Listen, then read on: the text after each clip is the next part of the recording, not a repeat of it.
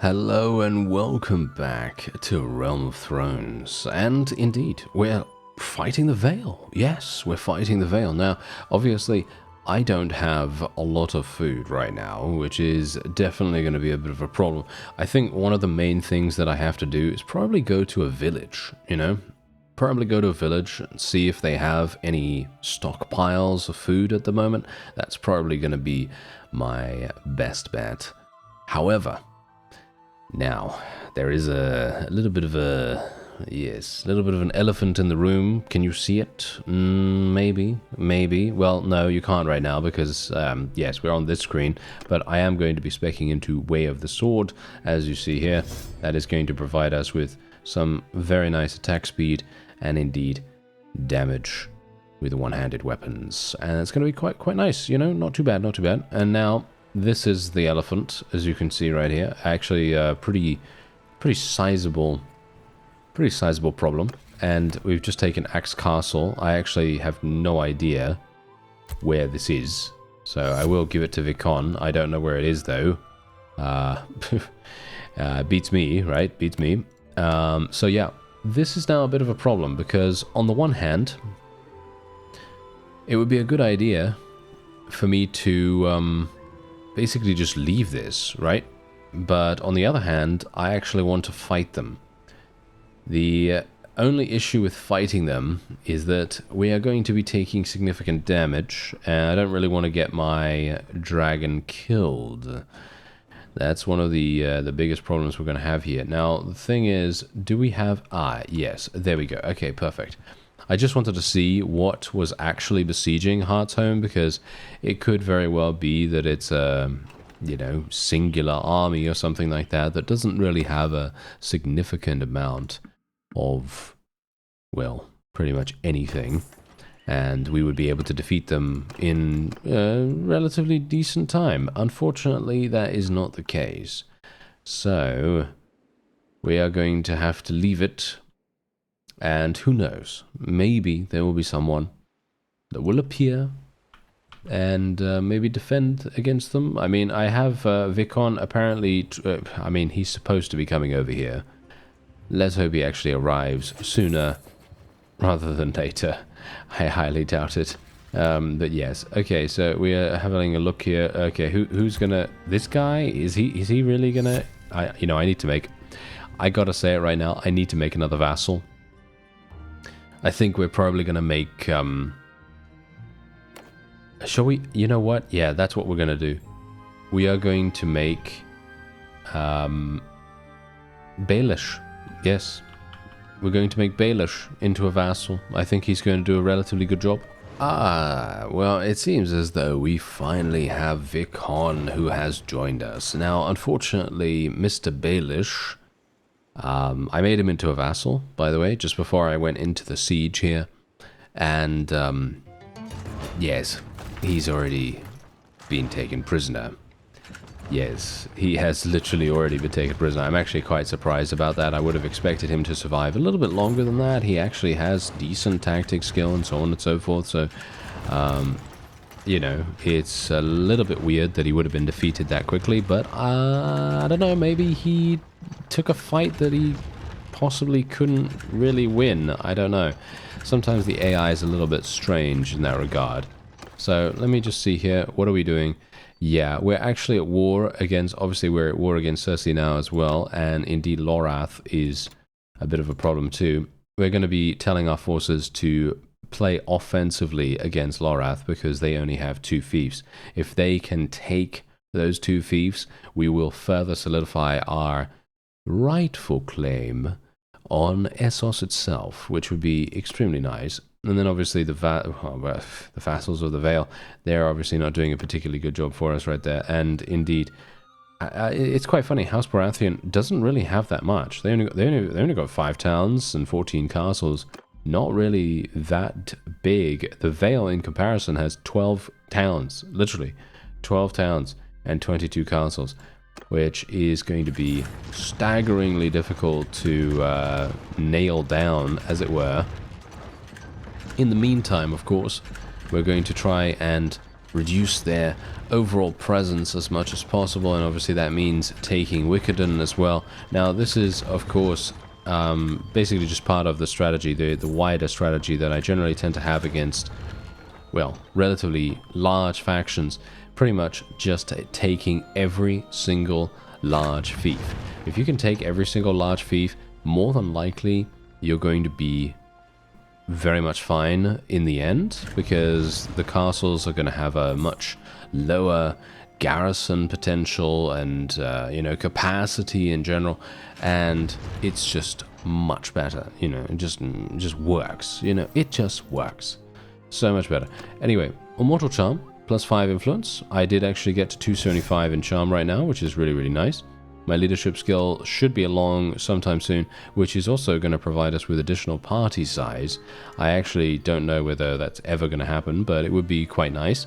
Funnily enough, my actual character build has maxed out a while ago, and you know, even before we went into the battle against the Night King and the various White Walkers that we had, my build was basically done, because all I really needed to max out was two-handed, athletics, what else? Riding skill, scouting, and maybe engineering and tactics, roguery, stuff like that. No, I mean, none of that really helps us in a significantly large way. Yes, tactics of course does help us with you know, auto resolves and things like that, and that's generally very good, but unfortunately a lot of the skills do not necessarily pay the bills.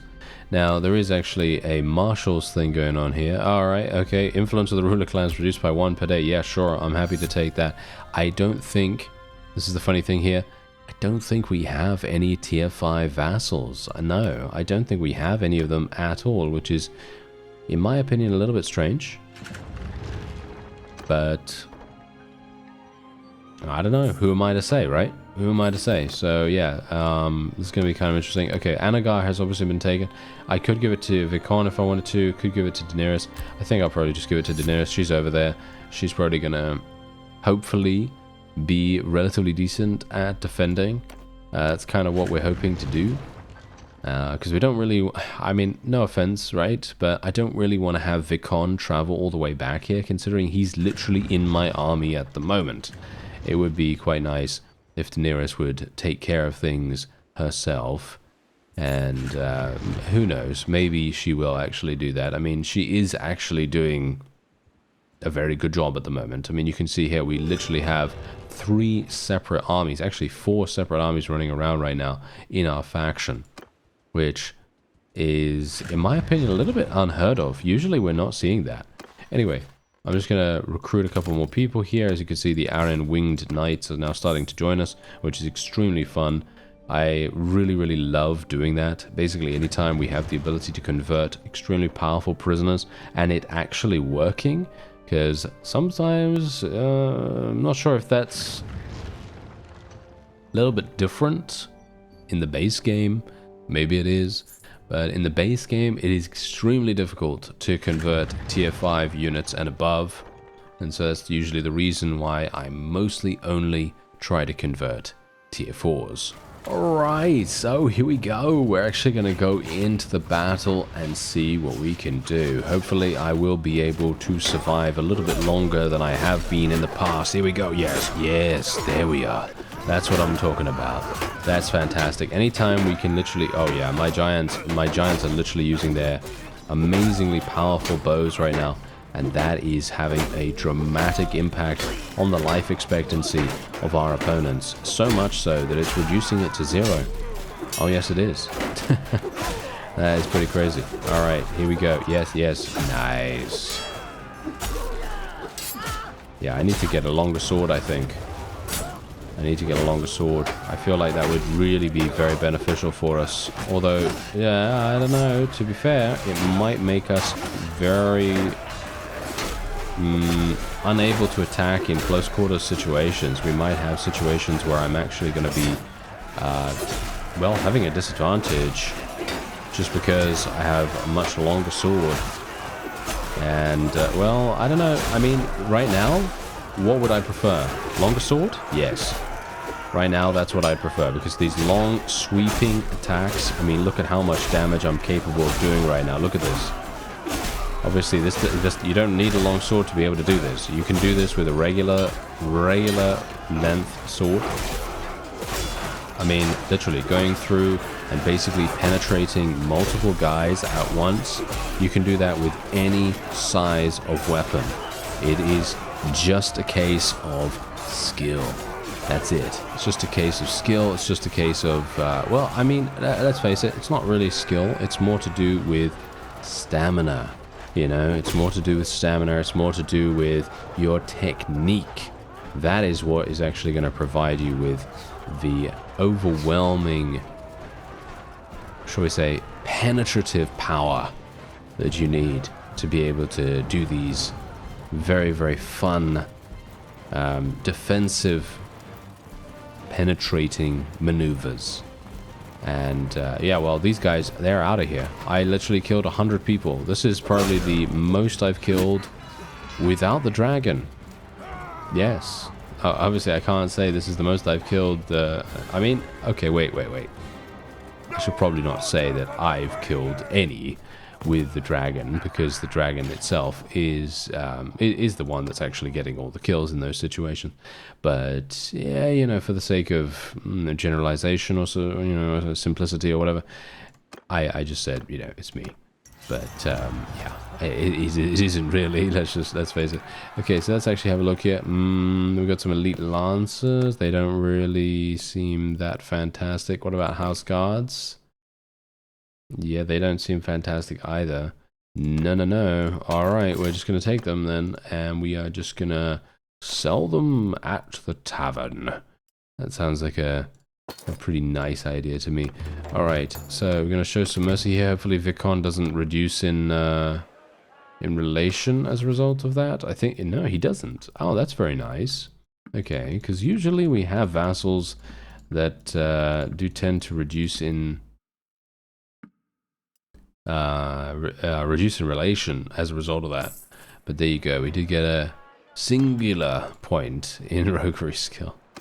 Yes, not great. Okay, so yes, sell all at 0, boom, look at that. Sell all but stop at 0, absolutely fantastic. Coming in right there with some wonderful saves. And the funny thing is, I think, yeah, it's not going to have any food, unfortunately. There is, however, a village nearby with grain, and I will be going over there, despite the fact that I'm pretty sure the prices are going to be through the roof, because the village knows, oh yes, the village knows that the town is out of food, and they are definitely going to have a bit of a problem there. Now, let's have a look. Yeah. We're going to be spending 14,000. Actually, that's not what we're going to be spending. We're going to be spending 1,000. There we go. Actually, no, we're going to be receiving 1,000 because obviously, yes, I just traded a whole bunch. Yes, a whole bunch of wonderful stuff there. Okay, so I can technically go to Goldtown now. They took the Eyrie back, as you can see right there. Heartsholme is actually still... Wait a minute. Did that get taken, or did he take it back or something? I mean, he got taken prisoner, so I don't know how he took that back. Sisterton is under siege as well. What is actually going on here? There's some weird stuff happening here. Alright. You know, it kind of makes me feel like I should leave, basically leave the army and let Vicon do his thing. Gonna give this to Baelish. As you can see, people are not particularly pleased about giving things to Baelish. Not sure why, but I am actually having to spend a little bit of influence to make that work. What's actually happening here? Do I have to go all the way around? It seems like Wickenden is literally coastal only. And that's going to be a bit of a problem for us. Okay, can we please eliminate Lorath? Why are we going on the water? The pathfinding leaves a lot to be desired in this case. I don't really want to be attacking Goldtown from the coast. I would prefer to come in from the mainland. That would be a much more preferable stance. I could potentially go over to the Eyrie. Funnily enough, here we go. Ah, yes, this is actually perfect. Ah, a Velaryon. Oh, okay. Interesting. Huh. Okay. Yeah, I guess this is pretty simple. Yeah, I guess this is pretty simple. So what we're going to do is... I don't think they have that many archers. Do they? I don't think so. So what I'm going to do... going to use a cow's steed, and we're going to use one of these. There we go. And we're literally going to be going in there without the dragon. Alright, without the dragon. I have faith in Vikon's army. I have faith in my army. Hopefully that is going to be good enough. I don't know whether it will be. I mean, you can see here, he is actually running away slightly. Ooh, alright. So, let's take a look at the environment here. It's looking very, very nice. Look at this. Look at what we've got going on here. This is crazy good for us. Okay, so what we're going to do is we're going to place all our forces, all our archers over here. We're going to put our infantry over here too. Now, the only thing that I'm a little bit dubious about is the fact that... it could very well be that the enemy will come around from the side here.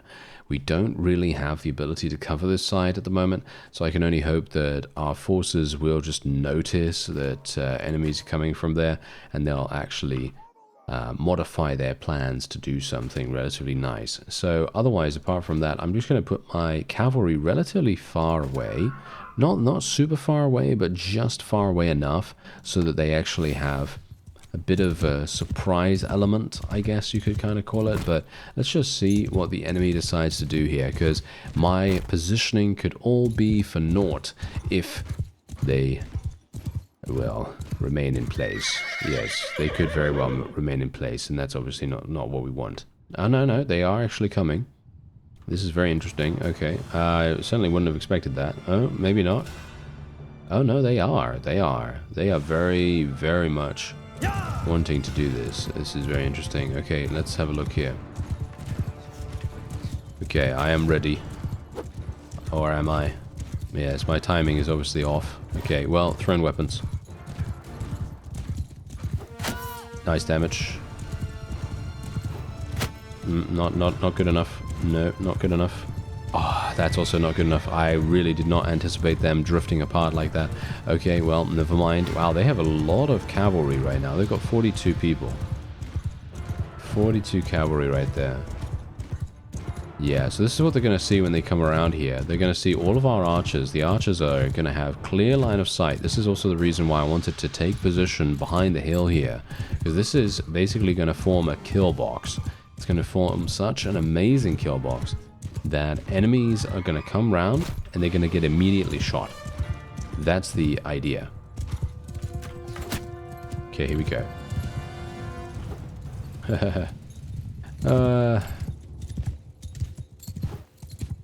Yeah, no way, no way. No way. Unfortunate that they're actually being so incredibly coy about things. It would be a lot easier if they just basically decided, yes, we're going to charge. Nice. There we go. That was very good. That is exactly what we need.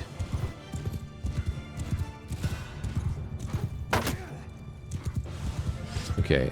Are they... No. The cavalry still are not acting. I think. Oh wow, that was interesting. Oh, there we go. That was a nice hit. Okay, so technically what we could do is we could... Oh, wait. They might actually be coming over. If they do start coming over, they are going to get killed very quickly. My giants are ready. Nice. There we go. Yes. Okay, I'm basically just swinging wildly right now. Wow. Oh yeah, these guys. Whoa, oh yeah, Queen's Men. Oh yeah, I remember those. Somehow I remember using a bunch of these in a previous playthrough sometime. I don't remember when. Okay, what's actually going on here? Can they actually fire, please? It would be nice if they would actually fire. Okay, let's tell our cavalry to charge in as well. We want to make sure that we absolutely destroy the enemy in every single way right now, because these are their most powerful units. These are their most powerful units for sure. And if we can destroy them, we are going to be gaining a significant battle advantage, and obviously removing a huge amount of very, very strong troops from the battlefield is paramount right now. Let's move my forces ahead here. My cavalry are starting to be a little bit over audacious. Let's move them over there. We don't really want them to get too eager, even though, to be honest, I think we do have the advantage right now, and I could possibly push that advantage quite dramatically. But the question is, would we be able to make it work? I don't know. Whoa, that's a lot of sea guards. Oh, okay, that's the first time I've seen these guys. Alright, might not be something that will work. Let's get my... Are they actually coming? I really need them to come right now. I really need them to come over the hill and actually do some big damage. That is what I need. These guys have got some very cool cloaks on. But thankfully, fashion, you know, fashion notwithstanding, that is not really going to help them much. Hopefully. Nice. Nice. Okay, come on now. Just continue, Elias. Continue.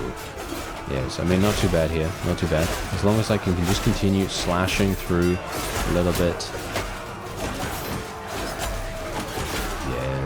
Yes, very nice. Absolutely perfect. Yeah, I mean, this is the funny thing. There are some times where we're going to have bad situations, and where I'm going to get killed extremely easily, you know? And there are other times, like this, where I magically, surprisingly, am able to stay alive quite, you know, serious amount of time. I don't know why.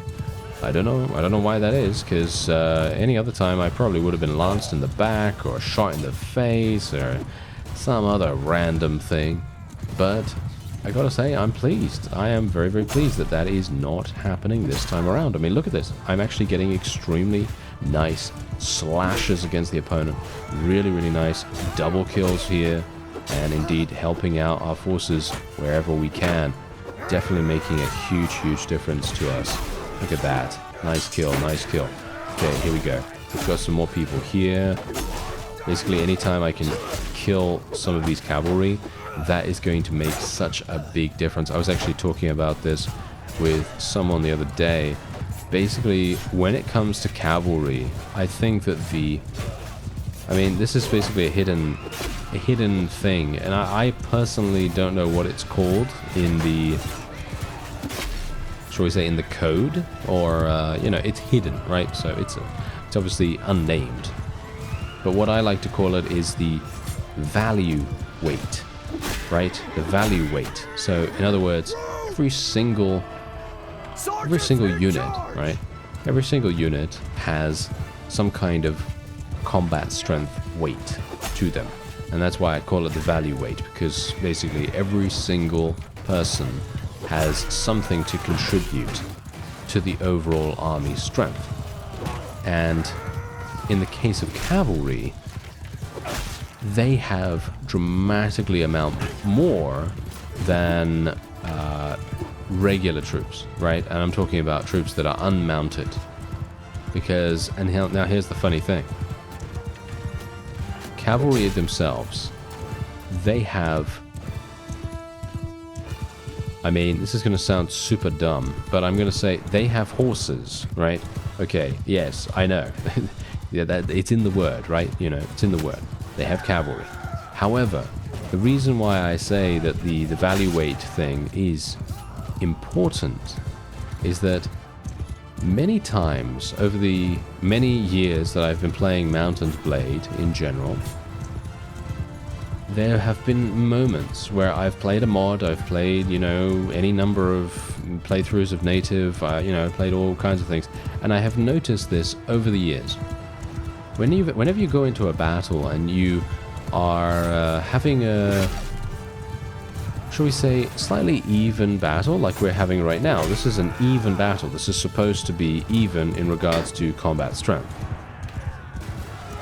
But why is it even? This is the question we have to ask ourselves. Why is it even? Well, it's even mostly because the enemy has cavalry.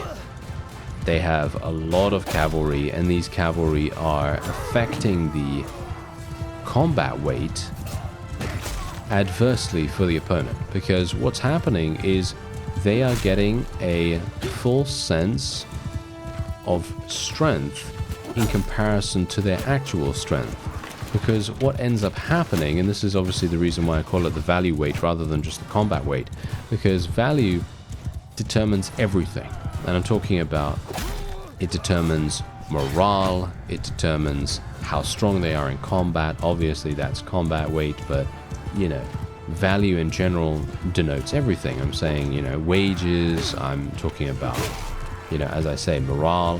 It makes a big difference, because what happens is when these enemies, inevitably, if you're playing it well, or if your forces are much better than the opponents like ours are right now, basically what's going to happen is the enemy is going to lose all of these cavalry, at least initially, if they're playing it like the AI tends to play it, which is, you know, kind of a bit weird, and they mostly tend to throw them away. Then they're going to lose all those cavalry, and then all of a sudden their combat value, their strength, dramatically falls. And then all of a sudden they're left thinking, oh, what's going on here? I've just lost so much combat strength and so much morale as well, because obviously, as I say, these forces, these cavalry, they have such a large value to them just purely because of the horse, that when they are lost, the opponent feels at a significant disadvantage. And this makes such a huge difference in the overall feel of the remainder of the battle. And in my 13 years, right? Just think about that, right? 13 years I've been playing this franchise. I have noticed this over that time. Obviously not at the very beginning, because let's face it, you know, I was very much a new player. You can still watch my very first fumbling times in the original warband in native, and they are, in my opinion, some of the funniest moments that you can see, just because I am so green. I have no idea what is going on half the time, actually more than half the time. But the point stands. It's all about these cavalry, because there's been moments where I've gone into battles, right? I've gone into battles and I thought to myself, oh yeah, I'm going to lose this. But in actual fact, the enemy ends up losing. And you know the reason? They end up losing because of the fact that they have so many cavalry, but they don't have any way of backing it up, because the cavalry themselves are bad. They're bad units. Like, ideally, you would want to have, you know, good cavalry, but sometimes there are bad cavalry. For example, cavalry that doesn't have particularly good combat stats, cavalry that doesn't have particularly good armor or weapons or anything like that, and it tends to skew, shall we say, that's a good word to use here. It tends to skew the thought process of the AI, because they always think to themselves, oh, we have loads of cavalry, we have really good combat strength, we have the ability to beat this enemy army. Talking about us, of course. And it's only because of these cavalry and their value that they're able to think that. Because apart from the fact that they have a horse, what else do they have? And that's the funny thing. You've got to think that. What else do they have, ideally? What else do they have? Not much. They've just got a horse. And that's what I was talking about with someone. And it was absolutely, it was kind of eye-opening, because they brought that to my attention, that actually, yeah, this is the only reason why these people are going in there, because I was talking about value weight and I was talking about how that was assigned in my head at least. Because if you, I'm not sure if you've seen this in Warband, for example. Warband is more a little bit more, should we say, digital in its display. So it's a little bit easier to see when individual units are eliminated. Like, for example, at the top of the screen right now, you obviously see the combat strength bar. That is very, very difficult to see when enemies die on that, because it's just so large. There are so many enemies on the field, you know, all kinds of manners of things like that, right? So obviously it doesn't really change that much. However, in Warband, that's obviously very different. When you do have the combat strength bar, thanks to a mod, you are then going to have significant changes to that combat strength just purely when you kill 1, 2, 3 cavalry units. You will see such a significant jump in comparison to when you would eliminate a regular infantry or archer based unit.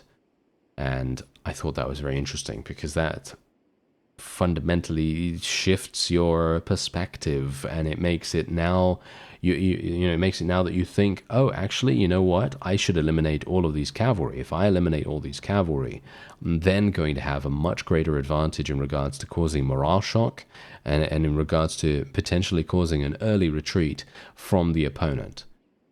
And of course, it obviously makes it easier for your archers to survive a little bit. Anyway, we're actually going to be letting these guys go for the most part. Yeah. Should I actually let them go? You know what? I don't know. I'll let this guy go then. I'll let her go.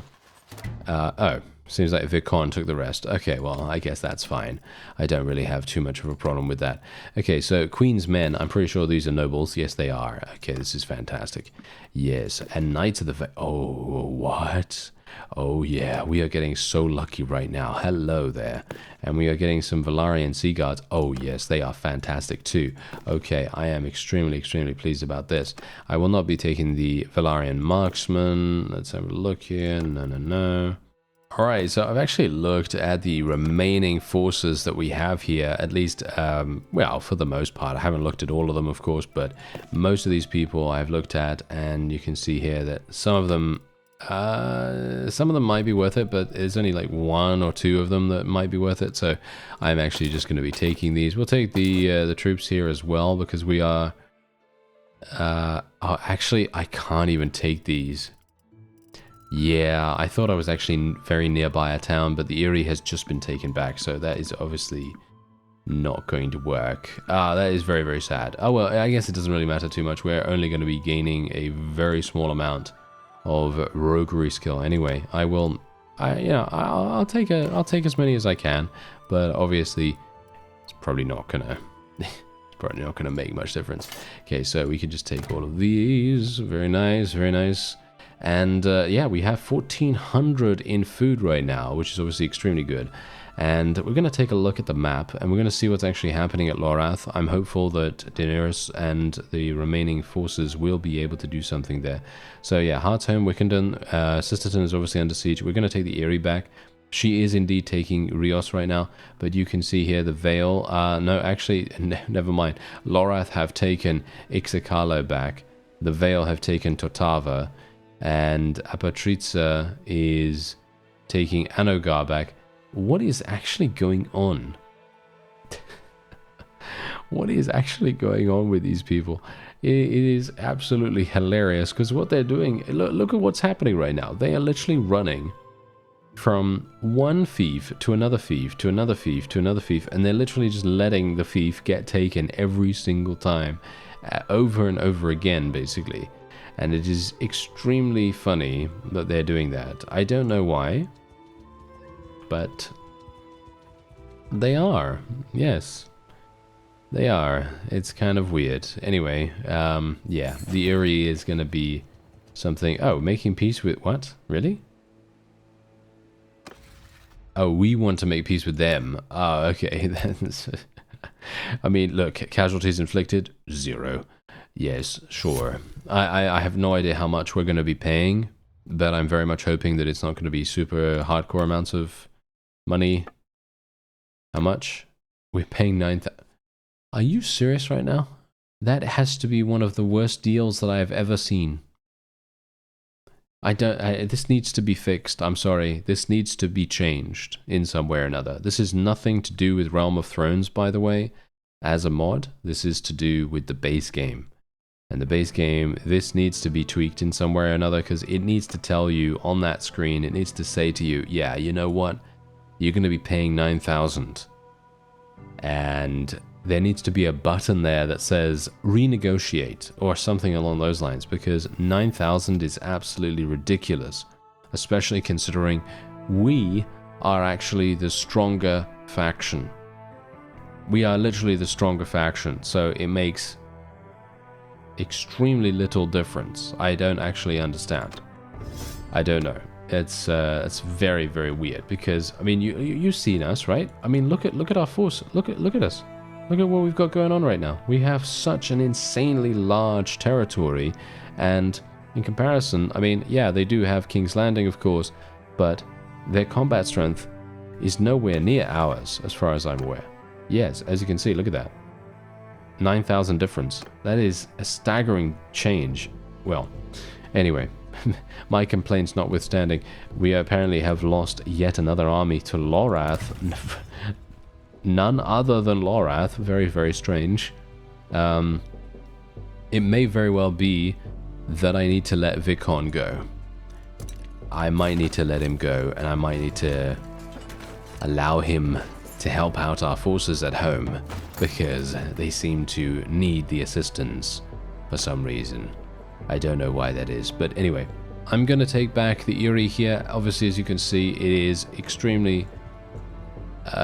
really? Another one? Okay, yeah, we're losing people, we're losing armies to Lorath, of all people? To Lorath? That is... I gotta say, that's weird. I think that's weird. Anyway, that is going to be it for this episode. I thank you very much for watching, and I'll see you next time.